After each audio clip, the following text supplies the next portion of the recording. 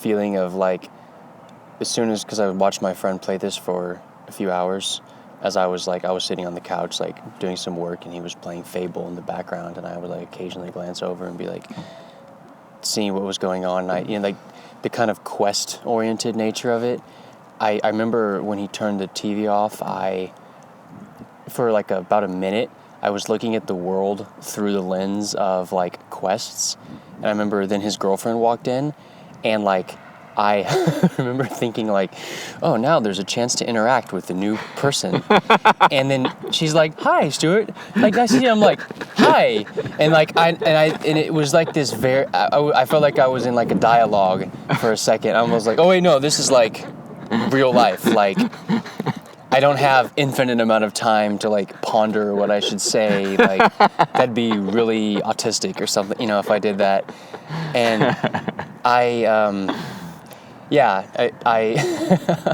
can see how RPGs could raise somebody, because they're very like, you have like a morality score that goes up and down based on whether you do good or evil things, and like, God damn it, you just want to be good, you know, and like, even though it's like such an interesting mode of, it's that drama thing like we talked about last week. It's that the decisions you make. Yeah, it's a 5-dimensional choosing of timelines. There's an artistry in presenting that time, allowing that person to take part in weaving of timelines like that. There's something really compelling about that, but ultimately, it's just like, I think it has a huge addiction potential, because it's, well, like life, like just like a lot of art. It's like life porn, kind of.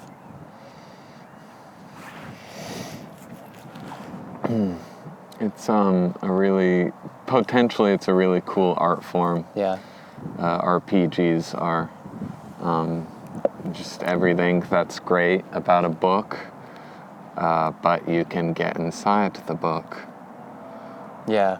And it's not you turning the pages. Like, you have to really put in some effort to get those pages turned. And well, it's like definitely the most literary form of video game. Mm-hmm. Yes. Right. And only more so back in the old days. Like, Fable is an old game now, but way before that, the farther back you go, the more text-based all these far-reaching, many hours-long adventures are. And it's just a whole lot of reading. Yeah, that's what I was thinking about when I was thinking about the programmers who made the game as he was playing it, and I remember like the very first programming project I ever did was make a like text-based choose your own adventure kind of game. Mm-hmm. Like code and art, because that's actually one of the easiest things in the world to code. It's because it's just like if, then, option A, option B, like if user select option A, then, and so you just get the idea of like making a little branching, but fundamentally that's what it is. It's a branching, it's just like a forked, it's a bunch of conditionals. And I think that's why it's so compelling, because we live our life with the illusion that we're living in a conditional, that's like the model we have of life, is that it's like this branching conditional tree, but it feels like that. I'm not sure it actually is like that, but. No, I don't think it is like that, but to grapple effectively with it, we make it 100%. Like that. Yeah. And that's a pretty good way to move forward. We certainly look at the past that way. What do you mean? Well, you can trace all your decisions that led to where you are now. Yeah. Yeah, the big ones. Right. At least, yeah. Yeah, I played these 2 RPGs when I was really young, at really formative ages, and it was a whole lot of reading, and it was pretty sophisticated storytelling for that age. Like, it was definitely the zone of proximal development, the kind of themes that the games were tackling and unpacking and exploring, and the level of sophistication it was able to achieve with the super limited hardware of the time, Right. which necessarily made it more like immature, low resolution renditions. So, and the music of both of these games, Final Fantasy VII, Final Fantasy VIII, the music of both of these games was completely my musical awakening. Oh, wow, yeah. By Nobuo Uematsu, did the music for both of these things. And 7 was this huge quantum leap of understanding for him. And then 8 was like almost another complete new quantum leap of understanding in his career. And each of the games has maybe like 70 or 80 tracks that are each of original music. Wow. That go like 2 minutes or 3 minutes. Like a few of them in each game are only like 1 minute clips to go with very specific cutscenes. Really amazing music that takes influences from. It's just a really healthy plate of influences that Nobuo Uematsu is drawing from. Yeah. And it's practical storytelling art. Like, it's not just good music, it's good music leveraged to a very specific set of meanings because it has to go with the story. Yeah. Or if it's, or it might be a theme for a certain character, and then as that character grows within the story, the musical theme that accompanies that character gets more complex. So the music is like the emotional development of the character? And the music is the fill-in for all the graphics they couldn't make in the 90s. Interesting. They couldn't make the graphics fully reach the vision of the artists involved, so they had to actually make art instead to fill in the gaps. And just like play on your emotions, so that like you see the suggestion of this waterfall and this character having this text-based conversation with this other character, and it's all polygons against a pre-rendered background. But somehow that works because... But the music is like the highest definition, like highest achievement of what musicians have been able to like think about so far. It's integrating Bach and Beethoven and modern rock and synthesizer technology. It's very high definition in the music category. Yeah. But it still manages to be a compelling story even if it's low res because, your dreams aren't high res either. Like, your dreams are symbolic and representational, and it's more about the dramatic content and the emotional content. And the images are like, my dreams are just, I just have flash images. I don't have like an HD video experience. I think that can even take away from storytelling sometimes. I don't know. It's a iterational process. The newer games, the graphics is the prime achievement of newer games. Right. It's a commonly understood state we're in now, where the story is fucking terrible on every game you play.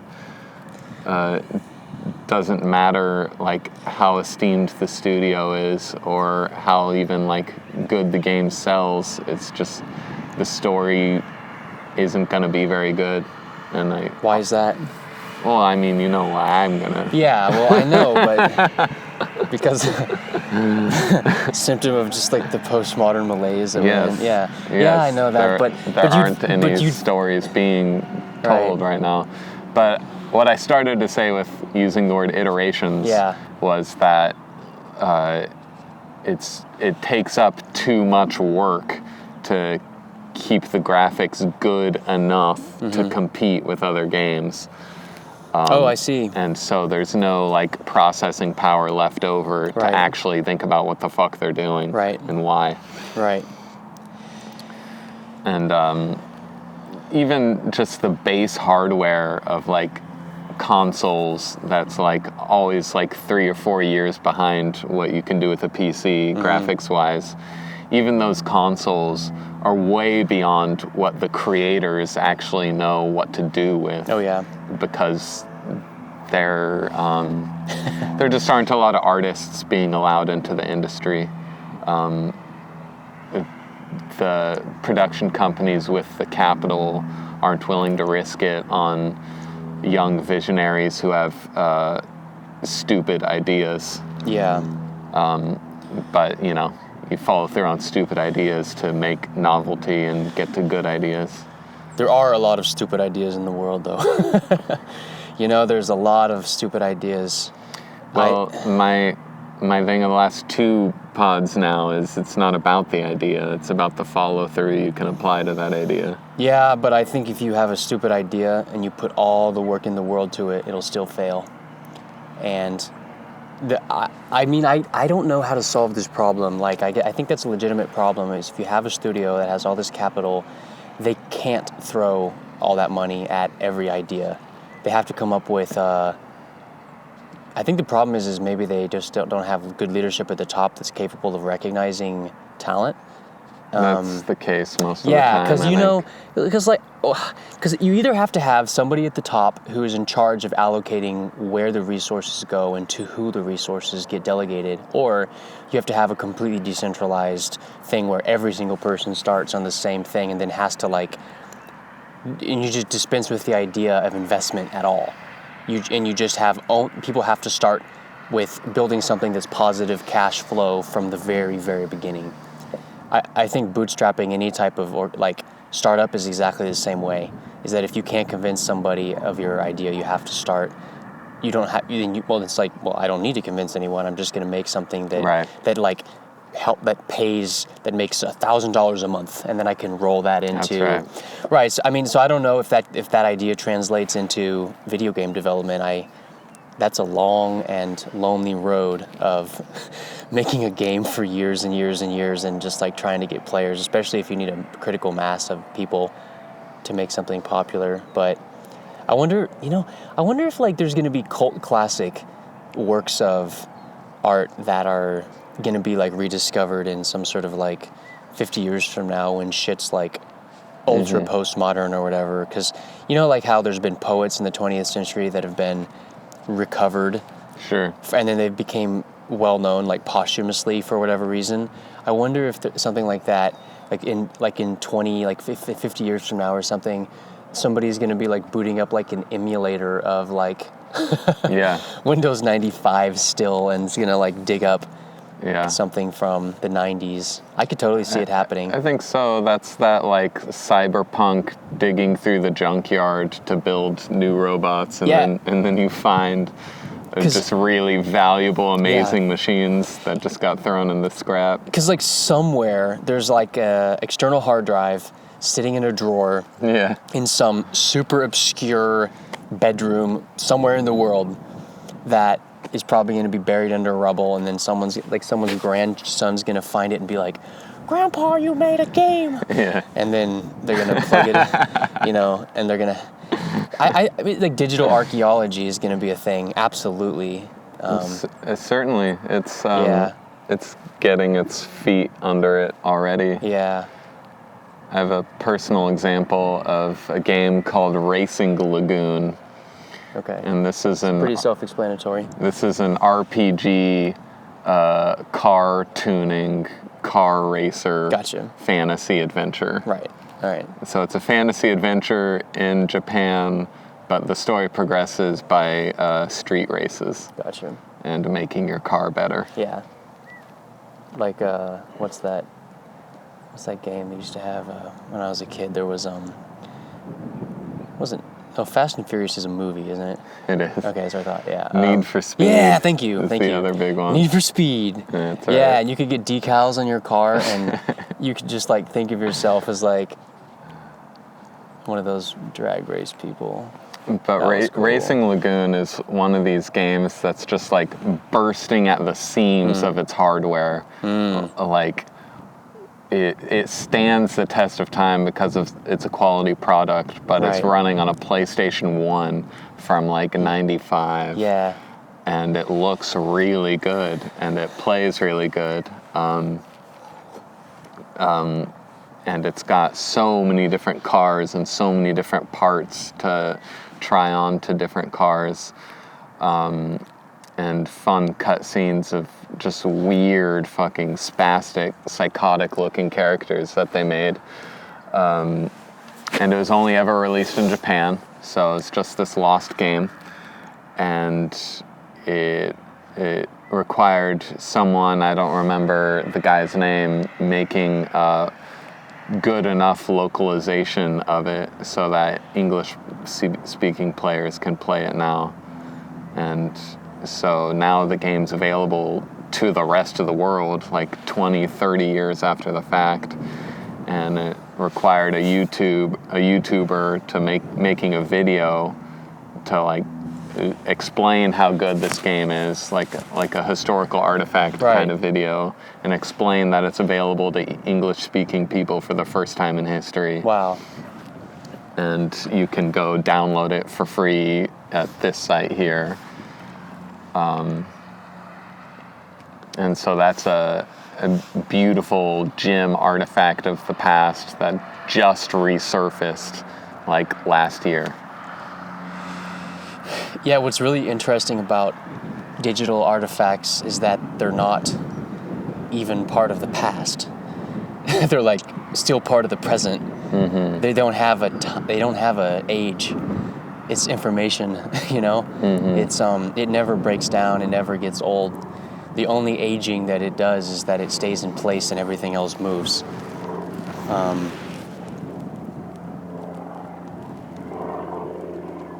There should be a game. There should be an RPG. This should be like the most postmodern RPG ever. There should be a game where your character is just a person who lives in like the 90s. And you're like a kid, and you start in your room, and you have like a video game console, and it is an actual emulator that actually plays all the old classic games. Oh, I dig this, yeah. And like you can, in this RPG, never leave your room, and you can play video games inside a video game. Yeah. That would be fucking amazing. And it would be like this comment on like, wow, we had to make a video game at the time when video games were good. What have we done? And well, what you gotta do is then make the actual game start when you leave the bedroom. Yeah. But make the bedroom experience so fucking good you don't even think to leave the bedroom. And then like, and then it's like this way for like people to realize like, holy shit, my life it was an RPG the whole time. I can leave my bedroom. And then maybe you should leave your actual bedroom. See, winning the game is leaving your bedroom. That's right. See, that'd be high art right there. That's the thing. There could be all these quests, like you have to like convince your mom to give you money so you can like get a haircut and like get rejected by girls that are not like fantasy girls, they're just ordinary girls, and like you got to do ordinary things, like you have to like go to school but you can like drop out. You should be able to like smoke weed. You should be able to like do like petty crime. You should be able to do all sort of bullshit that's totally available to do in your real life too. It would be uncomfortable, honestly. It'd be uncanny. It'd be uncanny valley. There's a line there you gotta walk, because if it doesn't have things you can only do in a video game, then people aren't gonna like it, and it's not gonna teach you the appropriate values about those real life features. Like that's the point. That's the utility of drama. It's a larger in life character in a larger than life plot, Right. to give you an abstraction of things that you can then recognize archetypally in your day-to-day mundane affairs. Well, as a piece of art, it would definitely be saying something. Oh yeah, the little pebble that this was placed on was no match for the gust of wind. I like this though. The camera effect is really showing how windy it is out here. I hope this audio is not like. I think it will be. Okay. Yeah. This is Gonna have to be on a slant, I think. So, the first of the two RPGs that raised me, Final Fantasy VII, there's a distinction between desire and will that happens in the protagonist's awareness that can be our segue into the one prompt we have this week. Yeah. And where his desires are more immediate, a little more reactionary. Right. He instinctively wants to help the people around him, and his first intimations of will come in like a fourth of the way through the game, and they just serve to inflame his present moment desires, and it becomes like a Moby Dick thing. He must pursue this villain at all costs to the ends of the earth. And it's inflamed so much because it's the first emergence of actual will in this character, like a deeper soul purpose that can't quite be accounted for.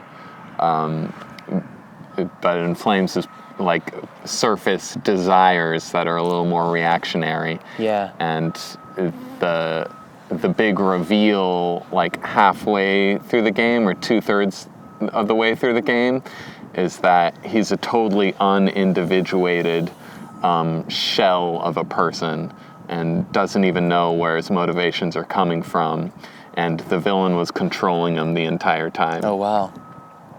And so there's a full Jungian dive into the unconscious and deconstruction of his personality that's required to then clarify where his will actually comes from, and it becomes like the desires of the moment become secondary as like his will becomes like fully brought to the light of day, like what he actually stands for, what he's actually coming from.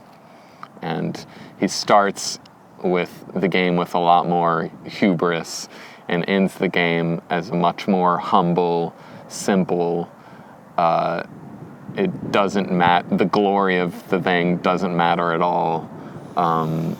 It's just about like, I know almost nothing. The one thing I know is I have to set this thing right. Yeah. And that's all I care about. Yeah. I don't have any illusions of grandeur about it anymore. I'm just going to do it. Yeah. Yeah, I'm not sure about that distinction between desire and will. My prompt about that was kind of based on just like a vague feeling that there was something different between those two things.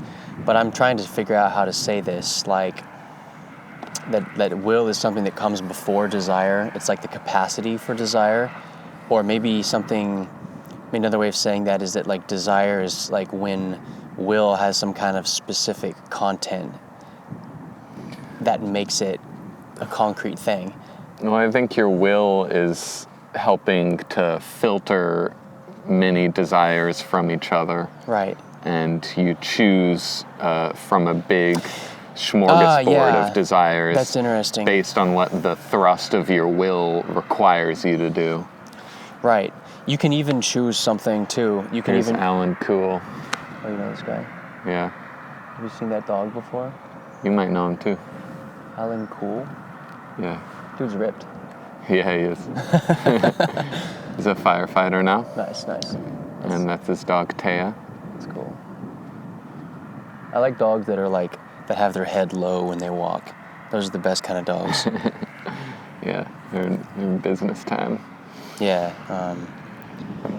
Let me just read this prompt because I feel like there was some stuff in there that I had last night that was trying to elucidate. Okay, so much is said about meditating on awareness, cultivating awareness, but what about meditating on your will? I suppose the reason meditating on the will is seen as a non-starter by most or all traditions, including our culture, is that the will seems to require the ego. But I'm willing to entertain the idea that the will is something deeper than the ego, just as awareness is something deeper than the ego.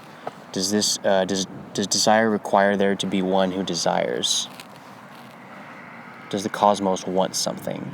The most obvious answer is to fall back on the growth principle, which is, I know, what we would probably normally do. In the sense that the growth principle is what the world wants beyond the specific desires of the ego. But I wonder if we can't say something more specific than that. Mm-hmm. And that led me into this thing of I realized I was using will and desire interchangeably. And that's kind of what I'm trying to figure out right now is there a difference between will and desire? And I came up with this little hypothetical syllogism, not a syllogism, what's the word? I don't know what the word. Synonym? No, not a synonym. Analogy, sorry, I feel really stupid right now. Desire is to hope as will is to courage. Like, hope is something that is kind of like you can't really have desire without hope, because otherwise it's just delusion. Like, desire has to admit the possibility of action.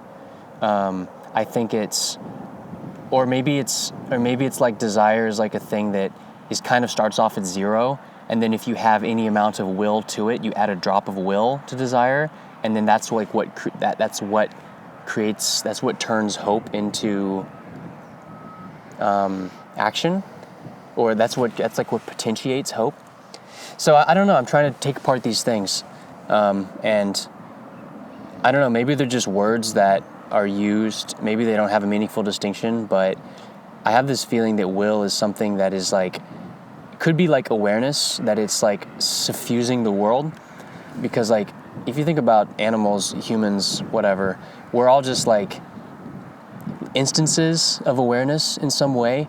And if you follow the Buddhist idea that you should try to get rid of desire, I wonder, that's really weird because it requires some kind of will to do that. So are those two things different? Yeah. That was a lot of shit I just said.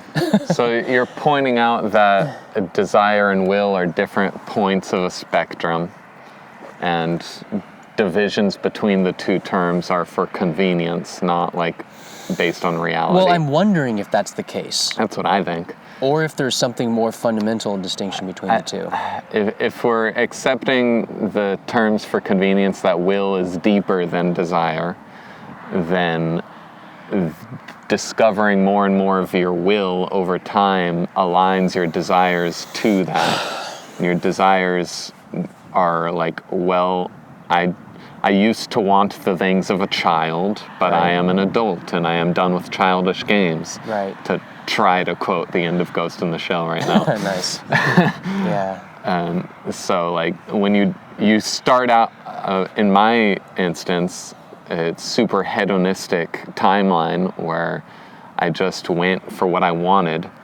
I trust my desires more than cultures or the parents or my conscience's recommendations. I trust my desires, and they led me to discoveries of will, of deeper things, and then, now that I know more true things about my soul and myself, my desires have become deeper. And so a younger Alex's desires play more to the stereotypical college boy trying to fuck everything in sight. And once you discover meaningful sex and what lovemaking is, then that desire adjusts itself. Okay, it was the same desire the whole time for pleasure, I guess. But you're able to articulate it more. But now that I know where pleasure comes from, I'm going to cultivate like the real values involved here and the real relationships, because that's like what I was aiming for the entire time. Now with the growth principle, I do apply that first. Right. Where will, a naturally occurring phenomenon, trees have the growth principle. They grow their roots down into the earth. They grow their branches up into the sky. They put their seeds as far as is useful to them, evolutionarily speaking. Growth principle. Humans' growth principle is in terms of value fulfillment, which is a phrase from Jane Roberts' psychological books. Mm-hmm.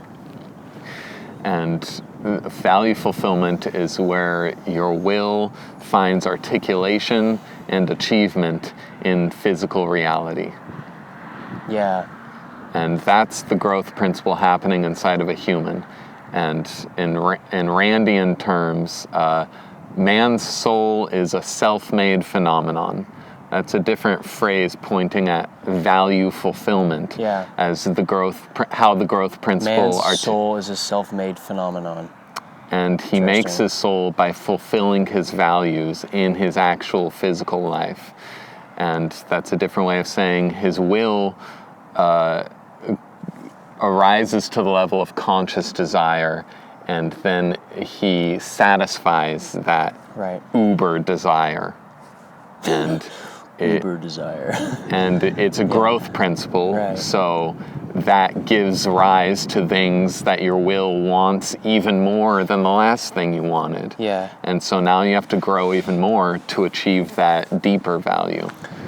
What's interesting, though, is have you ever had the experience of will without desire? Yes. I have. That's how I steered my ship through my suicidal periods.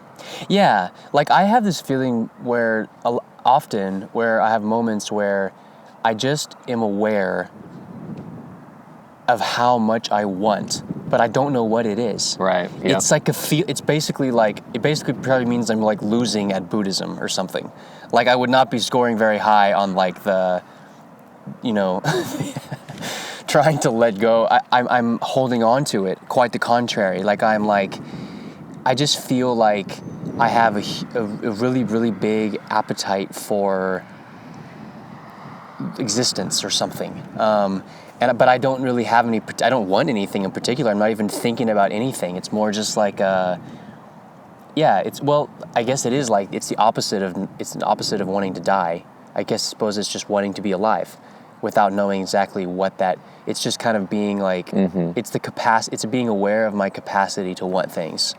And that seems like the most primary part of the soul that is like comes before even being able to articulate.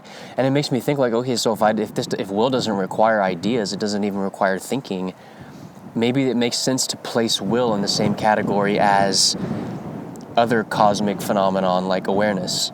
Like, does the world have a will?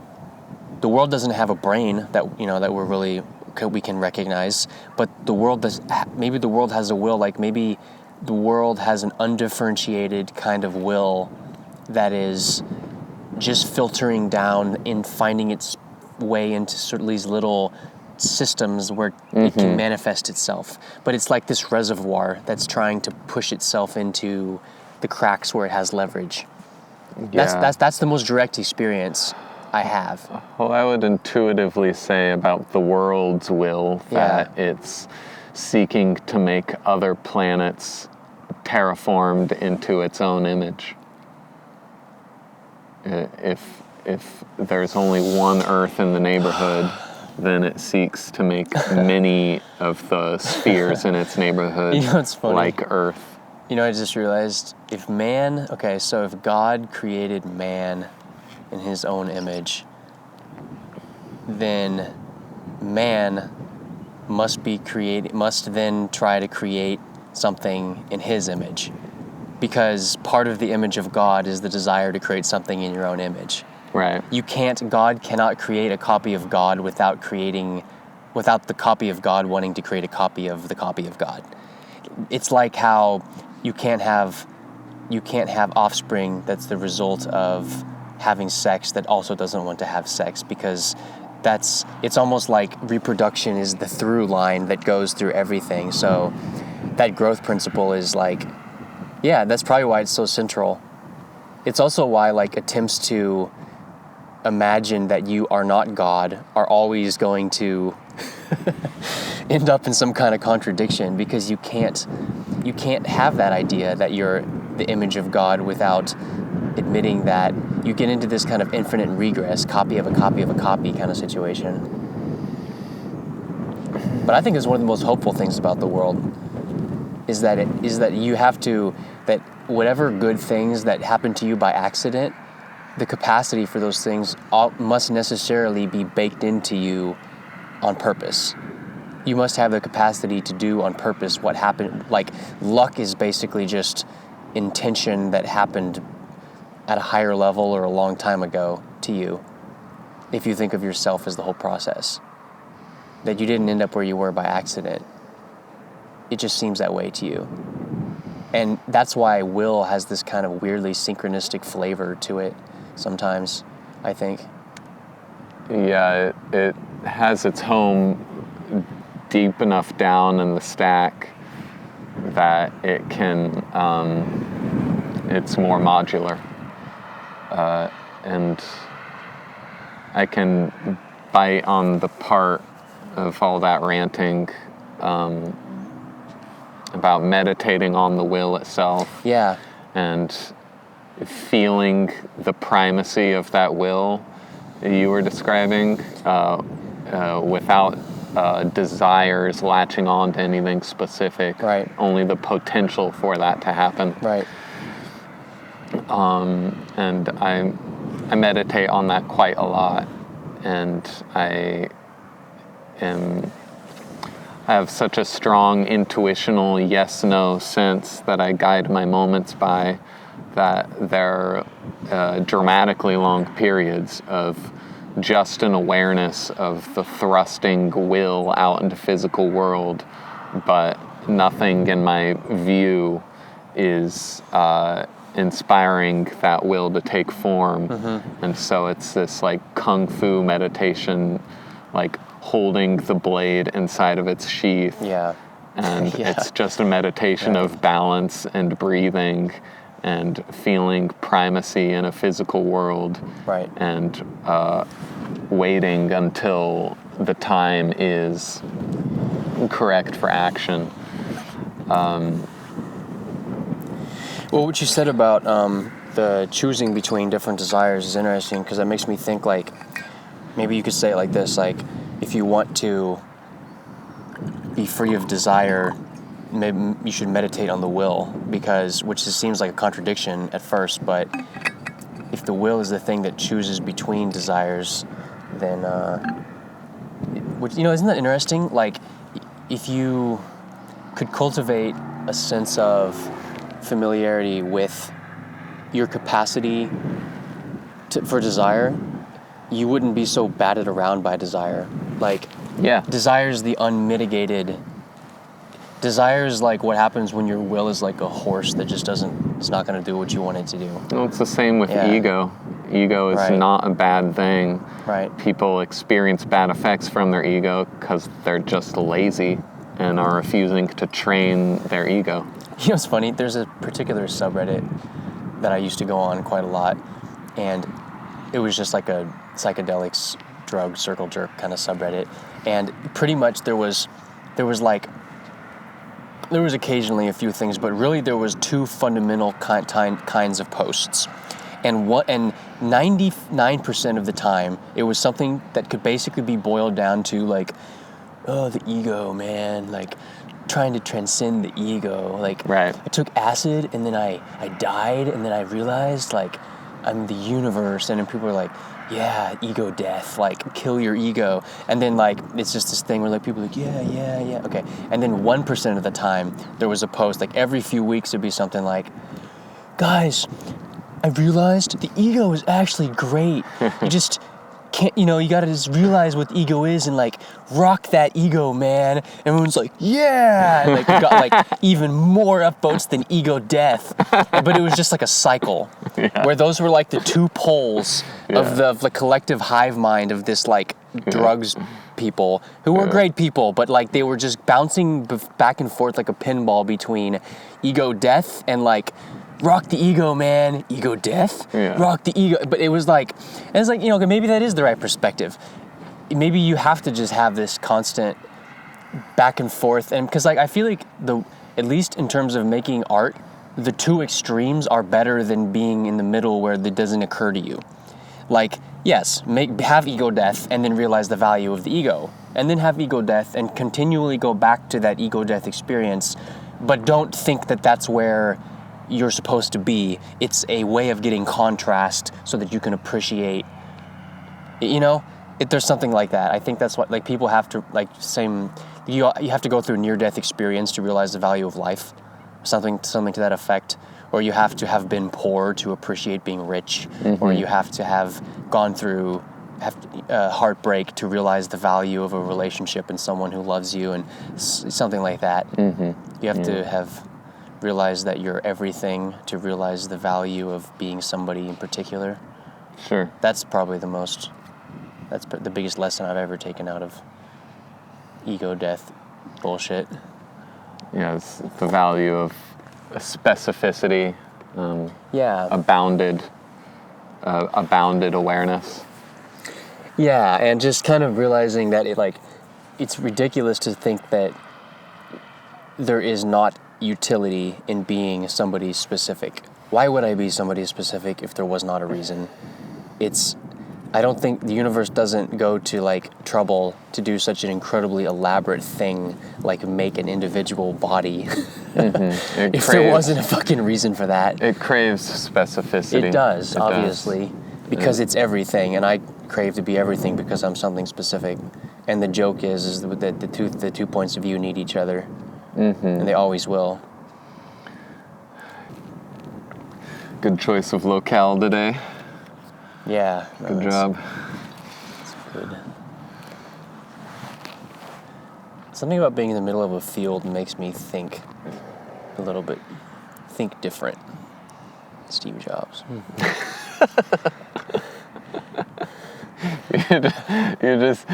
You take your startup team of 10 people out into an open field. To be like, think different. And you're like, okay, this is where we're coding today. I bet Steve Jobs was probably like, just like doing drugs, laying in a field when he thought of some great ideas. I wish that dude was still alive. I feel like him and Elon Musk would either be great friends or great enemies. Gosh, yeah, that's hard to say. Or maybe if he wouldn't have died, Elon Musk wouldn't have arisen. I kind of think Steve Jobs was an animal of the pre-social media world. Yeah. And I don't think he could have gotten away with that's true. the kind of real brute force shit he was barreling through if he had so much transparency as we do. Yeah, he's not really like brand friendly. No. If you really get to his personality which is fortunately there wasn't social media to crucify such people at the time. Otherwise we might not have gotten what he did. Which is ironic considering that what he did is directly responsible for social media being the way it is.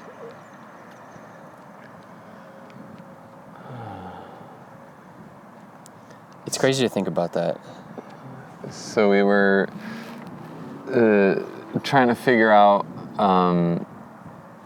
if there might be paths of action recommended to us in the salon if we were really thinking about the disruptions coming down the pipe. Yeah.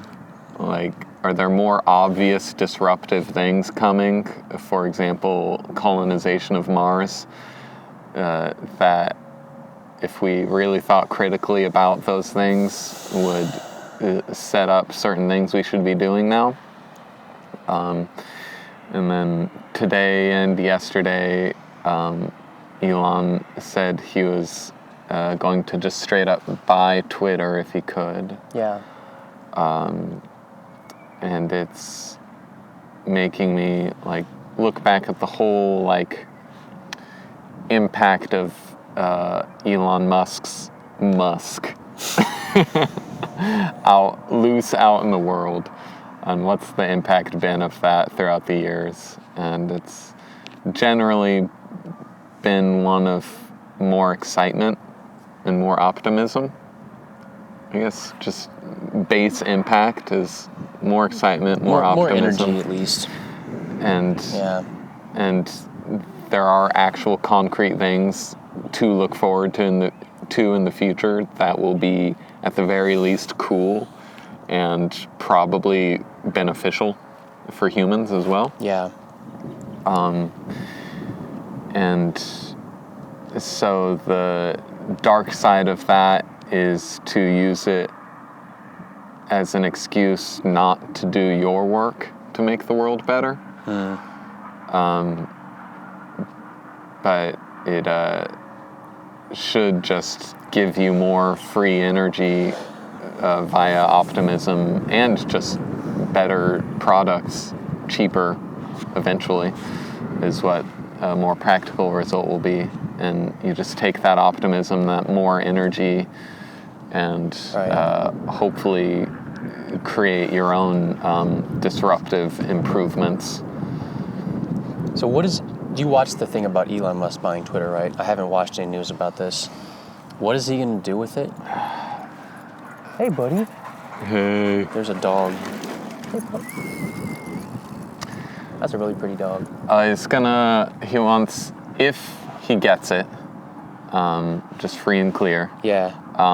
Then he wants to just put everything about how it works and how the algorithm works on GitHub, for example. Yeah. Just make everything as open source and transparent and critiquable as possible. Right. Make it as free speech as possible. Right. Allow as much talking as possible on the platform. An edit button is something that he personally likes. Yeah. And he generally wants more free speech, not less, because he thinks that broadens our chances of survival. Well, I think it's I think it's a great idea. But it makes me feel, I have to admit, my first reaction to that is like, fuck. right. It takes niches out when well, although I don't know. I honestly think if he did that, it would take more, it would open up so many more niches just by like putting this idea into the consciousness in a very mainstream way. I'm okay with it, actually. Well, that's the sorting of probabilities everyone has to go through when they see rivals or bigger fish. Right. They have to like, okay, is it bad because this is a zero-sum world, or is it good because this is a positive-sum world? I'm thinking it's more... it's going to take more work and more awareness to make it the second answer. Right. But there's really no choice but to make it that second answer. Well, I think that it's like, what the problem... So if Twitter decides, if Elon Musk succeeds in his bid to get Twitter, and then he gives the order tomorrow, like, all right, Twitter, make yourself open source and free. See, the amount of time that it would take for that to occur, it'd be measured in years. Oh, well, see, you have that other aspect of it, too. Organizational ability to do it, actually. And will on the part of all the employees. Who has Twitter been hiring? People who generally ideologues. don't. Yeah, people who don't like liberal ideologues. He'd have to fire like 90% of the people. Yes, yeah. And that's the White House cabinet phenomenon you have there. Yeah, and that's what makes me think really what Elon Musk is doing. He's buying the Twitter brand, and he's also, but really that Twitter brand is toxic. What he's really buying is the Twitter user base. That's right. That's what he's buying. He's buying the network effect of Twitter. The user base that's been entrenched with the network effect, that's the asset. Everything else, it would be easier to start from the ground up and not have to fix Twitter and just start a whole new platform. But the problem is the user base. That's right. And this is my whole idea with satellite, is that the user base is the primary construct that should be from the ground up open source, even before any platforms are open source, because having an open source user base is the only way you can even facilitate competition among platforms, because otherwise you have really shitty platforms like Twitter, which is a unbelievably there's so many missed opportunities with Twitter. It's actually like almost criminal how pathetically they've utilized the fact that they have the database with the login details of every single important person on the planet. Yeah. What an incredible, how in the world is that not a public asset? Yeah. Literally, we have all these famous people who have all this shit to say, and it matters what they say, and you're just like the gatekeeper of that information. Like, all right, man, there needs to be an expiration on that, like copyright or something. Yeah. Like, if it's been like 20 years and you haven't done anything useful with that information, you got to make that open source so other people can try to build a platform that competes with that. But I don't know. We're living in some really, really weird times that make the Industrial Revolution look like it was predictable. Well, so I'm bringing up that whole thing because it's like, okay, that's one of the like most sick parts of our society, and so we have sick in the original meaning of the toxic, word. Toxic, yeah, okay, thank you. Cancerous, terrible. Twitter is fucking terrible. Appalling. and we have someone who can start fixing it. Just go, okay, I'm gonna go start fixing that thing now. Right. And it's like, oh, well, is someone just more powerful than me just gonna fix everything bad so I don't have to do anything? And there's the quote from Tenet at the very end where Robert Pattinson is trying to leave some principles in his friend before Robert Pattinson goes off to die to save his friend. And it's something like, it's all predetermined and it's all going to work out because we're both standing here in the victory scene. Yeah. So the protagonist is going, wait, so you don't need to kill yourself, like, don't go do it, like, we're here, it's victory, like, maybe you can change it so we can just have our cake and eat it too. And the guy says, like, the phrase that the movie uses is, what happens, happened, and I have no idea what the mechanics of that phrasing goes. I'm not sure if it actually works. But he says, what happens, happened, which is an expression of faith in the universe. It's not an excuse to do nothing. Hello. That's the main piece. Having faith in reality, and that reality is always going to work, isn't an excuse to do nothing. You are part of the reason that reality always works. You have to participate in that. Well, this is why time travel is actually impossible in reality, because I think that time travel is a fantasy. Violating causality like that is not something that actually exists. I don't think we ever have the opportunity to retroactively edit the past. I disagree. I mean, maybe in a psychological sense, but in an actual physical sense, I don't think that works that way. In an actual physical sense, the past isn't a thing. I think time travel... That's a good point, yeah. I think time travel is something that can be discovered in the future. Oh, shit. Fuck. Yeah. No, that would be a real twist. You discover the past and the future in only one place, which is reality, which is the present moment. Yeah, so that kind of actually does imply in some weird way that like there is a... It implies that what we experience of time is constructed. Yeah. And you can change the construction. It's like, so the present, so the past, okay, so you're right about that the past is not a physically real thing, but the present is a physically real thing, and there is aspects to the present that we call the past, and there's a depth to the present that I think, maybe a way of saying, the way of really saying it is that you can't edit the past because the content of the present can never become less. The content of the present only becomes more. And if you edited the past, it would be creating the possibility that the content of the present would be reduced. And I don't think that's possible. It's additive. It's an append-only log. I think you'd be underselling the adaptability of the present moment to fill in the blanks as it goes. But you could get caught in the loop. See, that's the problem. This is why I think the universe prohibits this, because it would create the condition for possibility for infinite loops. Because if you did something in the present that took you back to a moment in the past, you would just end up where you were, and then you would keep going back, and it would be like this. That's too dangerous.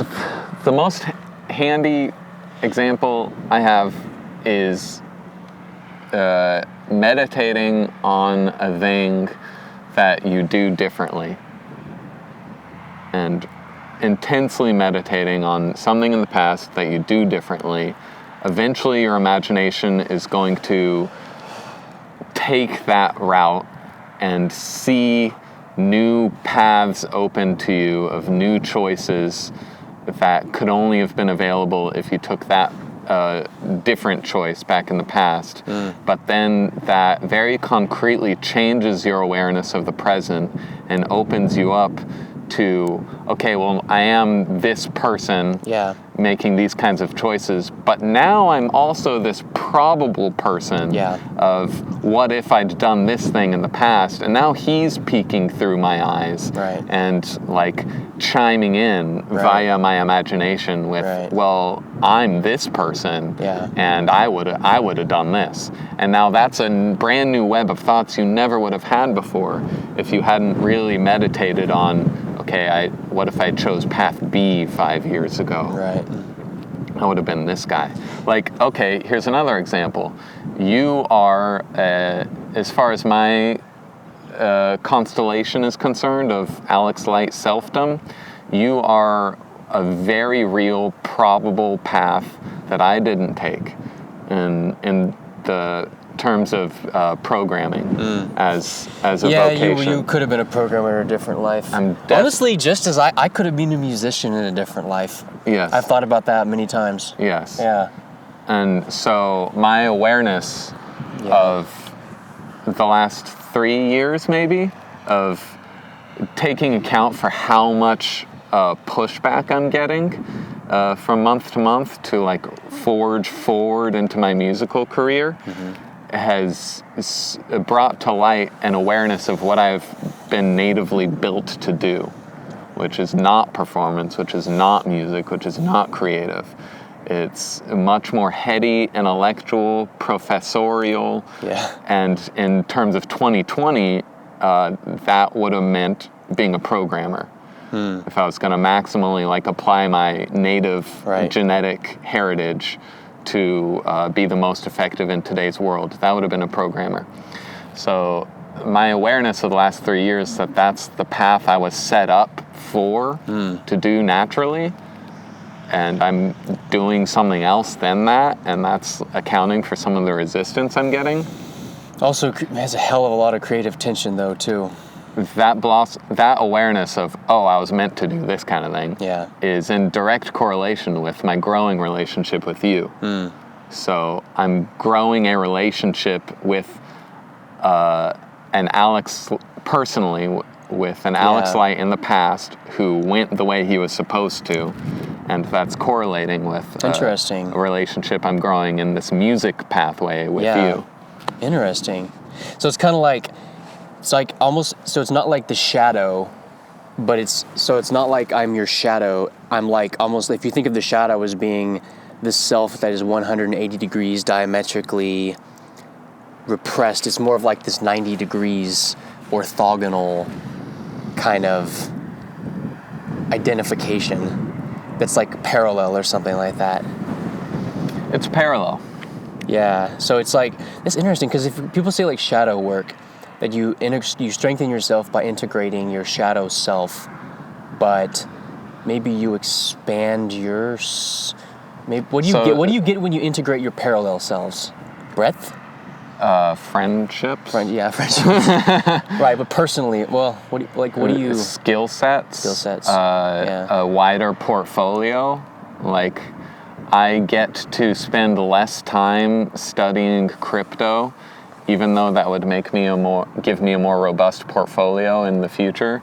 But I have a relationship with you to shore up that weakness. That's true. Yeah. I feel like my awareness of like art and shit has dramatically improved as a result of having you constantly throw things at me. Cool. Yeah, it's, I don't know. I think I've said this before, but I really think that in the future, the only jobs that will actually exist are artists and programmers. Because artists or programmers are the ones who are destroying the world, and artists are the ones who are making it okay that the world's destroyed, or they're rebuilding the world. Mm-hmm. It's like Shiva and the Brahman, sort of like that. Like the economy is just going to become just like the creators and the destroyers of society, and like you need both of them in play, because that otherwise the system is totally unbalanced. And everyone else is going to have to become one of those two things, which is going to be great. They don't. You don't think so? What are they going to do then? Whatever they want. Equality of outcome, or no, the other one? Equality of opportunity maximized to more and more and more people is crucial, so that people can choose not to do either of those things. That mutant strain of, well, I'm just a dreamer. Yeah. And maybe if we had a civilization that was advanced enough, I could make a good living as a dreamer. Yeah. Just being a mutant strain of injecting insane ideas into culture's fabric, which is like a poet of the past. Yeah. Like, we don't have a place for poets to just be poets now. Poets are poets are kind of artists. And in a healthier, well, yeah.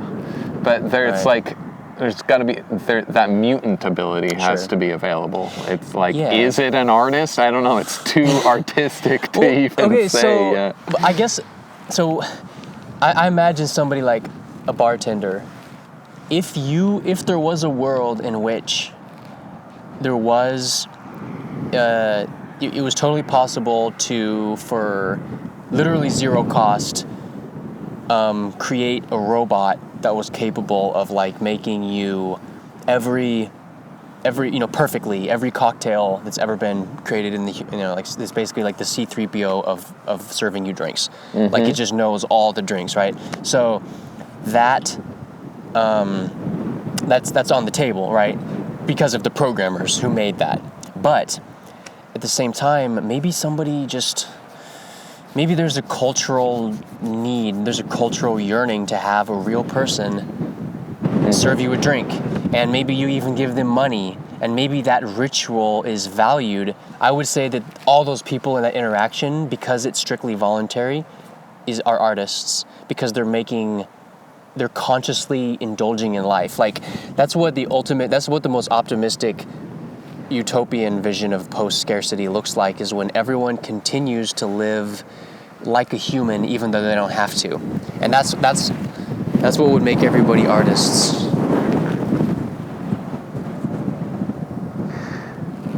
Yeah, I think you're widening the definition of an artist. No.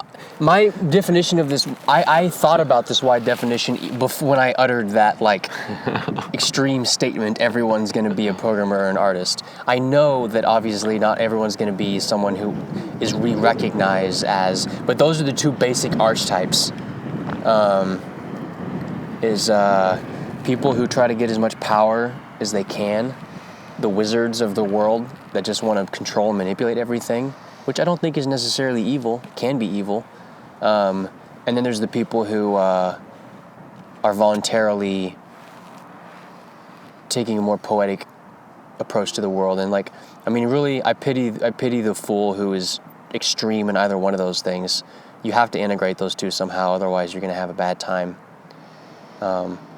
I think if like Saruman, even evil Saruman was an artist in his own way.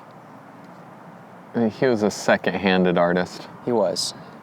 He could only copy what Sauron was doing. Yeah, Sauron was a true artist. And no, Sauron could only copy what Morgoth was doing. Morgoth could only copy what God was doing. So is evil always second-rate art? It's a distortion of your artistic impulse. Right. Yeah, like you have all these references to Trump in the expressions of people who would say they're artistic people. Yeah. But then their expressions depend on distorting the authentic expression of someone else. Right.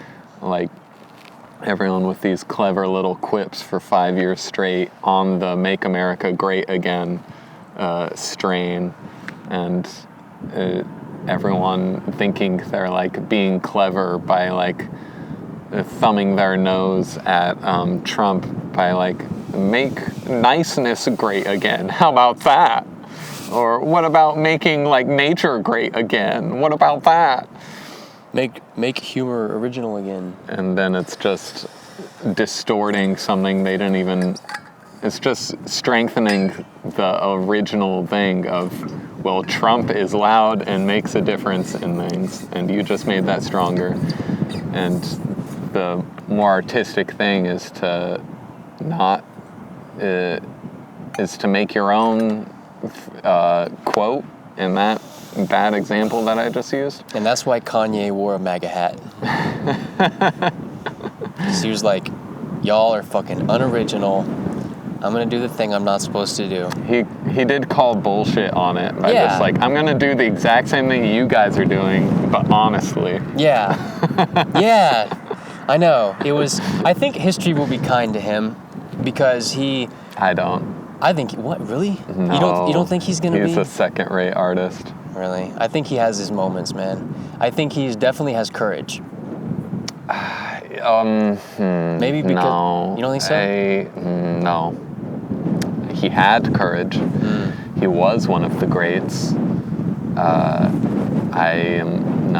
Do you think that a person... He's fallen short of what he could do. Do you think a person who had courage at one point but gave it up, does that invalidate their prior convictions?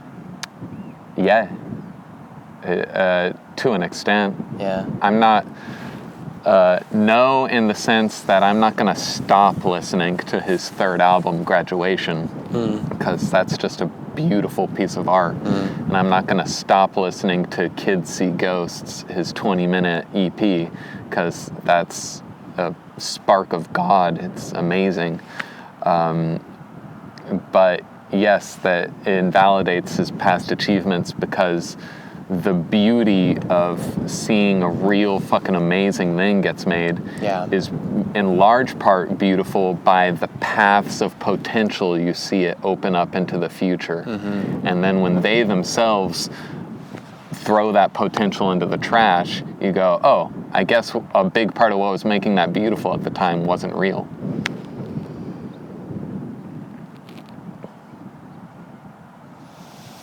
Or there just wasn't room for it in the world at the time when they dug it up.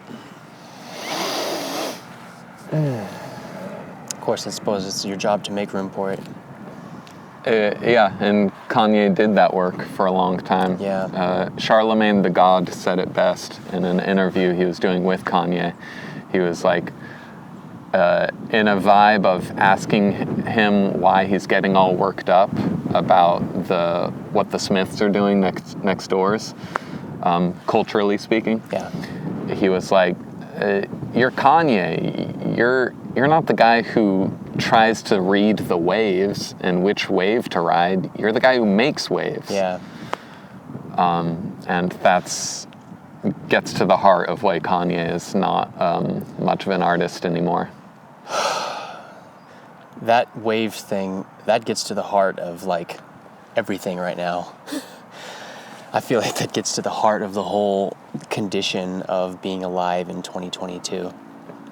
Well, it's an eternal condition because Ayn Rand's The Fountainhead was about that phrase from Charlemagne the God, just expanded into an entire book. But never has a vision of the waves that already exist been so reliably and continually pumped into your awareness.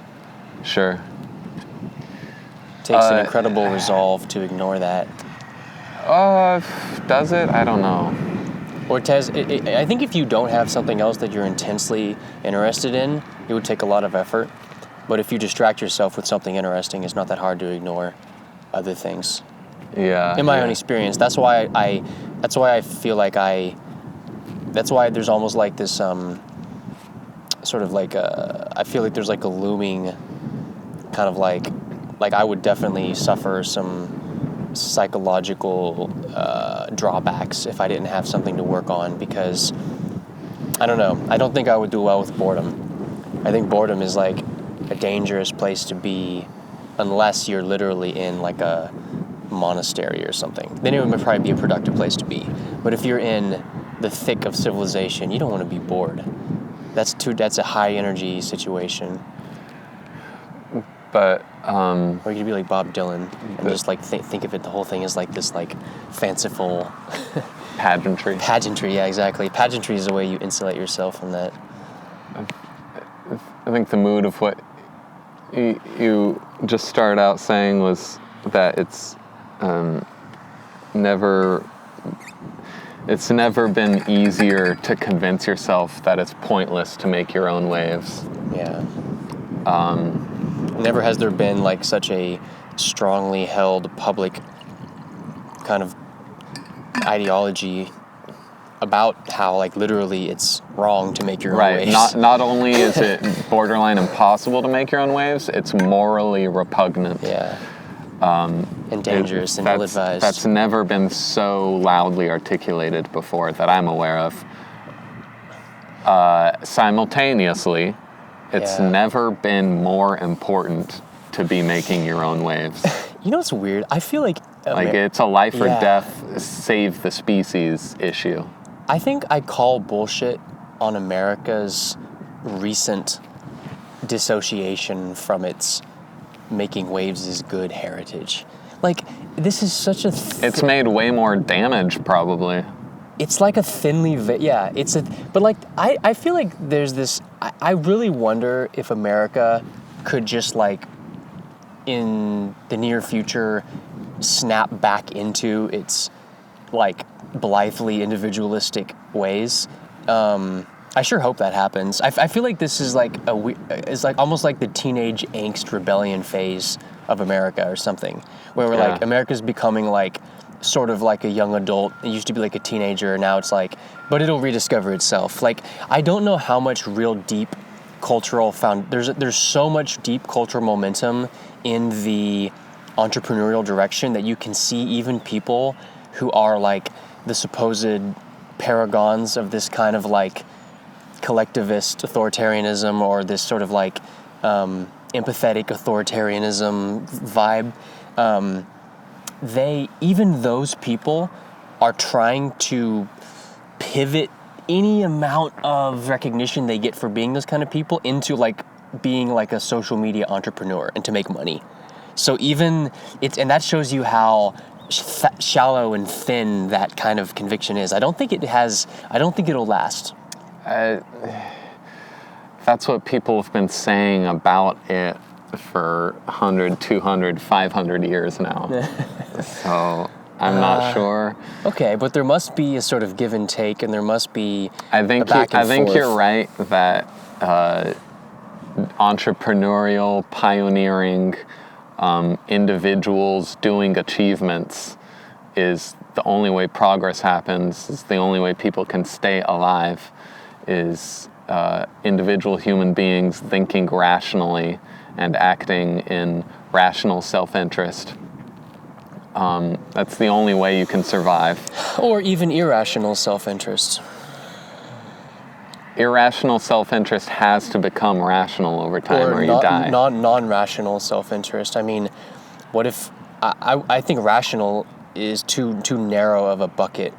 Like, there's plenty of things that what about just like raw desire? Like, what about just aesthetic appreciation? That's not particularly rational, but I do think the world is made better when people follow, this is going to sound like a, The Secret kind of thing, but like follow their passion, follow their...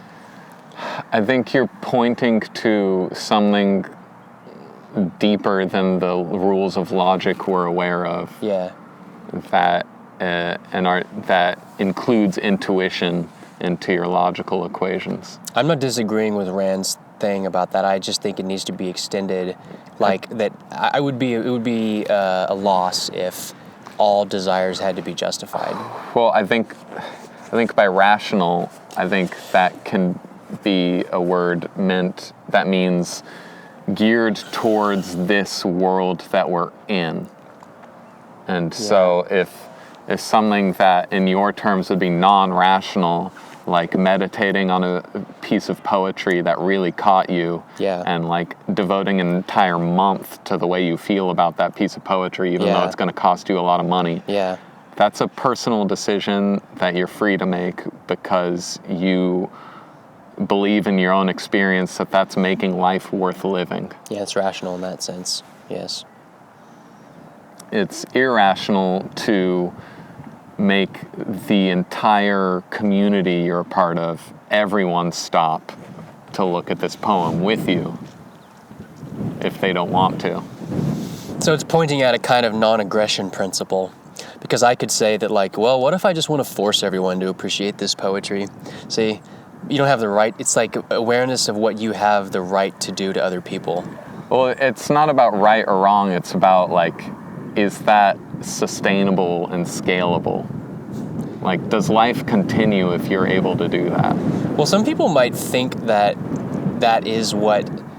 Like, some people do have the idea that they know what's best for other people more than those people know for themselves. And you could imagine a kind of, like, person who decided that, like, they were going to... this is usually the justification for, like, programs of, like, cultural renewal or cultural cleansing or something like that, where you just go, this is, we're going to do a restoration of some, like, thing that's just fundamentally better. And we're going to go, like this, I'm imagining this is, I was reading the whole wiki page of the Finnish Civil War thing. There was, like, this, there was this real, like, tension between people who wanted to get rid of the past and people wanted to hold on to it, and it was like this fight over, like, the kind of like the older Swedish aligned landed aristocratic people who were like the keepers of culture, and then there was like the revolutionary Bolshevik redistributors, and those people were just like fighting each other because they had a fundamental aesthetic conflict between what they felt, if they felt that, like, the accumulated content of culture was a good thing or a bad thing. And it's like you almost have, like, conservatives finding freedom in culture and revolutionaries finding freedom outside of it. But I don't know how I got into this fucking thing. What were we talking about? Rational self-interest, and you have people making collectivist decisions, professing it's the rational thing to do. Oh, yeah, and that's, so I said some people they feel they have the right to do for other people what those other people maybe aren't, like, sophisticated enough to appreciate and choose for themselves. Like, so you'll just, take like a military solution to like, I'm gonna, like almost like a doctor would like cure like a patient. There takes a certain hubris to think that you, like obviously if you're a doctor, it's like this patient, they're crazy, they don't know what's good for them, I'm just gonna sedate them and do surgery to save their fucking life. I think there are some people who have this attitude that culture is dying and I need to force people to become more, even if, and there's that's like what the militant street artist is doing. Yeah, I just think we've seen that experiment play out enough that we know it doesn't ever do what its stated aims are. But those people have the right to try. No, they don't. Of course they do. They have the right to try. They might succeed, they might fail. No one has the right to step on the rights of others. But no one really has the right to do anything. The rights are a made-up idea. It's what you can do. That's what determines what happens.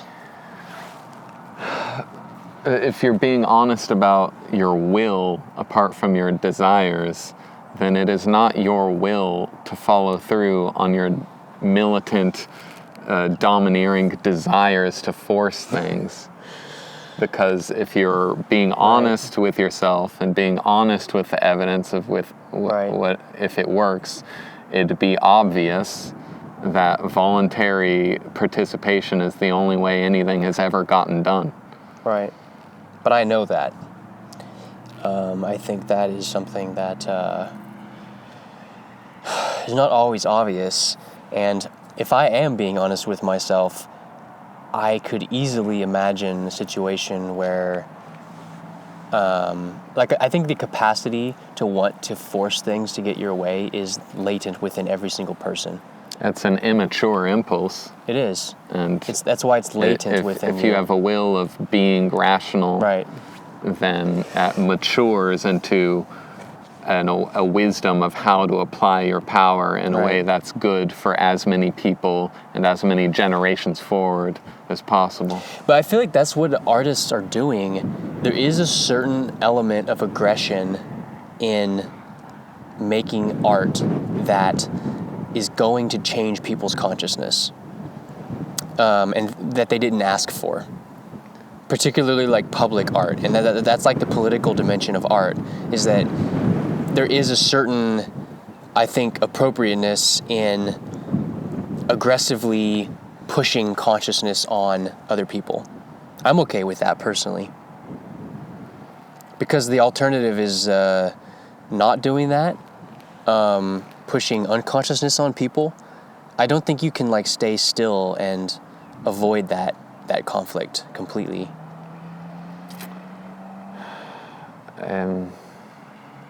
I would prefer a meritocracy of that, where people would earn the right to inflict their artistic tastes on people at larger scales. It's not the world we live in, though. I think we just live in a jungle where you go around, you just throw things at situations yeah. I mean, it's like that conquering kind of impulse that's always been with humans. For thousands of years, it was completely socially acceptable to just go conquest and be like, what? We got a bunch of gold and it was amazing. Now look up. But that was a misunderstanding of what humans were. Right. We did not understand that Aboriginals were also humans.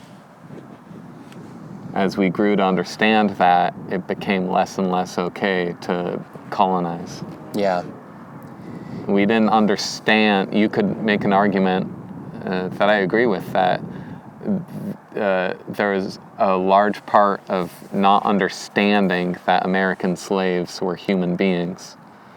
And on the part of the slaves themselves played into that ideology as well. They didn't know that they were human beings either. Right. They played to the beliefs of the culture they were in. Right. And as we grew to correct that misunderstanding that, oh, they're humans too, slavery faded away. I think though that this it's like every other human quality. As it matures, it becomes less violent and like more aligned with, well, it just becomes like more sustainable. Like for example, even like the warrior archetype is something that is just being repurposed. And if it would be a mistake to try to get rid of it, I think. And it would be a mistake to get rid of the idea that, well, so like Alexander the Great, okay? The dude was, by modern standards, a fucking psychopath. He was a person who rolled up on somebody's city, just killed tens of thousands of people, burned everything, and left. And then he sieged an entire city for like multiple years and killed all the inhabitants because he was pissed off that they wouldn't let him pray at the shrine that was in that city. Okay, so absolute psychopath, but he had an impact on history that seeded the human civilization with a kind of mythological content that we don't really know what the real value of that is in the long term. So we have to get that value, we have to have that mythological intensity without the killing. Well, yeah, it has to mature. Yeah, it has to be re-expressed in some way. And it's like a virus that becomes less and less harmful over each mutation. It becomes integrated into the host in a sustainable way. So that it can still live and spread itself. Right. It's like that. Bless you. Thank you. I'm hungry. Yeah, me too. Okay.